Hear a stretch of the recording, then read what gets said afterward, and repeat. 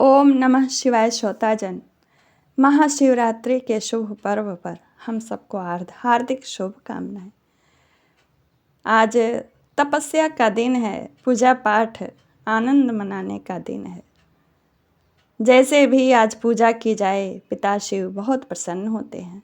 पिता शिव की प्राप्ति के लिए माँ तपस्या की थी। माँ पार्वती बड़ी घोर तपस्या की थी। आज मैं उनके घोर तपस्या का वर्णन करूंगी, जिसको सुनने से भक्ति, मुक्ति और शुभता प्राप्त होगी।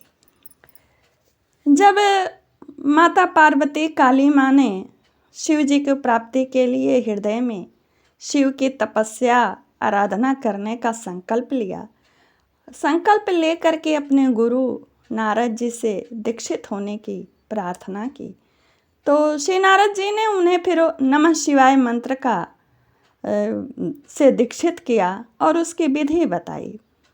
फिर वे अपने घर माता पिता के घर आईं।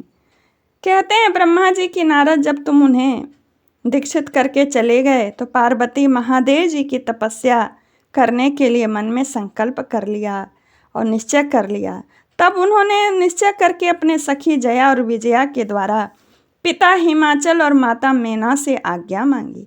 पिता ने तो स्वीकार कर लिया, परंतु माता मेना ने स्नेहवश अनेक प्रकार से समझाया और घर से दूर वन में जाकर तप करने से पुत्री को रोका। मैना ने तपस्या के लिए वन में जाने से रोकते हुए माँ बाहर ना जाओ ऐसा कहा। इसलिए उस समय शिवा का नाम उमा हो गया। मुने शैलराज की प्यारी पत्नी मैना ने रोकने से शिवा को दुखी हुई जान अपना विचार बदल दिया कि मेरी पुत्री मेरे मना करने से दुखी है, इसलिए उन्होंने अपने विचार को बदल दिया। मुनि श्रेष्ठ माता की वह आज्ञा पाकर उत्तम व्रत का पालन करने वाली पार्वती ने भगवान शंकर का स्मरण करके अपने मन में बड़े ही सुख का अनुभव किया और माता पिता को प्रसन्नतापूर्वक प्रणाम करके शिव के स्मरण पूर्वक दोनों सखियों के साथ वे तपस्या करने के लिए चली गईं। अनेक प्रकार के प्रिय वस्त्रों का परित्याग कर दिया पार्वती ने। कटी प्रदेश में सुंदर मूंछ की मेखला बांधी, शीघ्र ही वल्कल धारण कर लिए, हार का परिहार करके उत्तम मृग चर्म को हृदय से लगाया। तत्पश्चात वे तपस्या के लिए गंगावतरण यानी गंगोत्री तीर्थ की ओर चली, जहां ध्यान लगाते हुए भगवान शंकर ने कामदेव को दग्ध किया था यानी भस्म। हिमालय का वह शिखर गंगावतरण के नाम से भी प्रसिद्ध है। वहीं परम उत्तम सिंही तीर्थ में पार्वती ने तपस्या प्रारंभ की। गौरी के तप करने से ही उसका गौरी शिखर नाम हो गया। मुने शिवा ने अपने तप की परीक्षा के लिए वहां बहुत से सुंदर एवं पवित्र वृक्ष लगाए जो फल देने वाले थे। सुंदरी पार्वती ने पहले भूमि शुद्धि करके वहां एक वेदी का निर्माण किया। तदंतर ऐसी तपस्या आरंभ की जो मुनियों के लिए भी दुष्कर थी। वे मन सहित संपूर्ण इंद्रियों को शीघ्र ही काबू में करके उस वेदी पर उच्च कोटि की तपस्या करने लगी।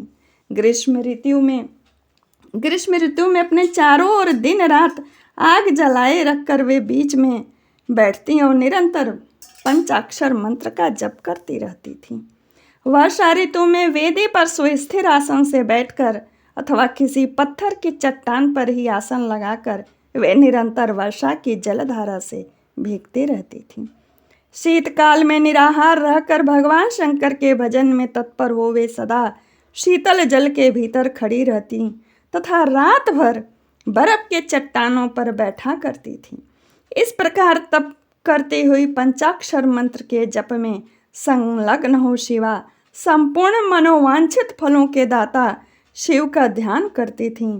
प्रतिदिन अवकाश मिलने पर वे सखियों के साथ अपने लगाए हुए वृक्षों को प्रसन्नतापूर्वक सींचती और वहां पधारे हुए अतिथि का आतिथ्य सत्कार भी करती थी। शुद्ध चित्त वाली पार्वती ने प्रचंड आंधी, कड़ाके की सर्दी, अनेक प्रकार की वर्षा तथा दुस्सह धूप का भी सेवन किया करती। उनके ऊपर वहां नाना प्रकार के दुख आए, परंतु उन्होंने उन सबको कुछ नहीं गिना। उन्हें वे केवल शिव, ये ब्रह्मा जी नारद मुनि से कहते हैं, ये रुद्र संहिता में है। मुने वे केवल शिव में मन लगाकर वहाँ सुस्थिर भाव से खड़ी या बैठी रहती थीं। उनका पहला वर्ष फलाहार में बीता, दूसरा वर्ष उन्होंने केवल पत्ते चबाकर बिताया। इस तरह तपस्या करती हुई देवी पार्वती ने क्रमशः असंख्य वर्ष व्यतीत कर दिए। तदंतर हिमवान की पुत्री शिवा देवी पत्ते खाना भी छोड़कर सर्वथा निराहार रहने लगी। तो भी तपश्चर्या में उनका अनुराग बढ़ता ही गया। हिमाचल पुत्री शिवा ने भोजन के लिए पर्ण का भी परित्याग कर दिया, इसलिए देवताओं ने उनका नाम अपर्णा रखा। इसके बाद पार्वती भगवान शिव के स्मरण पूर्वक एक पैर से खड़ी हो पंचाक्षर मंत्र का जप करती हुई बड़ी भारी तपस्या करने लगी। उनके अंग चीर और वल्कल से ढके थे। वे मस्तक पर जटाओं का समूह धारण किए रहती थीं। इस प्रकार शिव के चिंतन में लगी हुई पार्वती ने अपनी तपस्या के द्वारा मुनियों को जीत लिया। उस तपोवन में महेश्वर के चिंतन पूर्वक तपस्या करती हुई काली के 3000 वर्ष बीत गए।